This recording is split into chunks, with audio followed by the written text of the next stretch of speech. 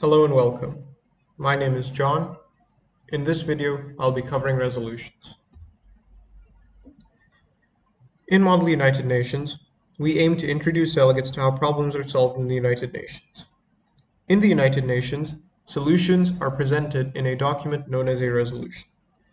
This is a formal document proposing how the problem is to be dealt with. On the left side of the screen, we can see a sample resolution. Let's look at the parts of the resolution. In the top right corner of the resolution, we have the resolution number. Including this is optional, and in general, you should only do so if your chairperson provides you with a resolution number for ease of reference. Following this, we have the name of the committee, the list of sponsors. Sponsors are the authors of the resolution. You can sponsor a resolution on your own, or you can work together with a group of other delegates to write the same resolution.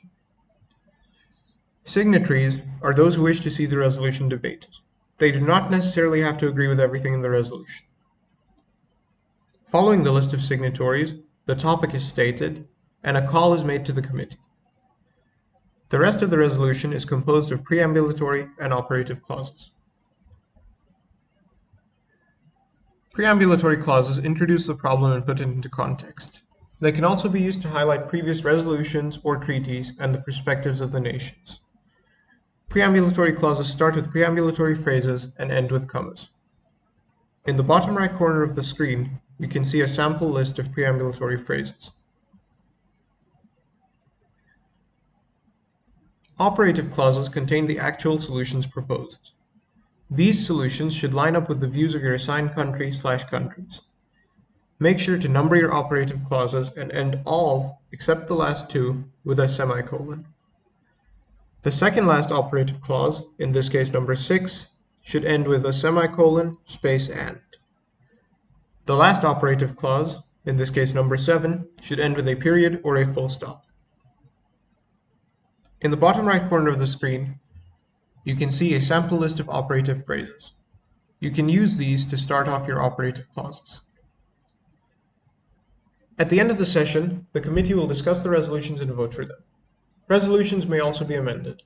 While this was discussed in 1.2.2, I have included the relevant slide here as well. After a delegate presents their resolution, other delegates may propose amendments. If the presenting delegate agrees, the amendment is introduced. If it's a group of delegates presenting, all delegates presenting, or all sponsors, must agree with the amendment for it to be introduced without a vote. If the presenting delegate disagrees, or if the presenting delegates cannot come to a consensus, a vote is held on whether the amendment is to be introduced or not. If the vote is successful, the amendment is forcibly introduced into the resolution. After all is done, the resolutions will be voted on by the committee. Resolutions with 51% or more of the committee supporting them will pass. At the time of recording, there are 2 observer states in the United Nations. Observer states, in their status as non-members of the United Nations, may not draft resolutions, participate in the drafting of resolutions, propose amendments to resolutions, vote on amendments to resolutions, or vote on resolutions. This restriction is not made to cause offense. The sample resolution, list of preambulatory phrases, and list of operative phrases have been sourced from Best Delegate. I will include a link to their article in the description of this video.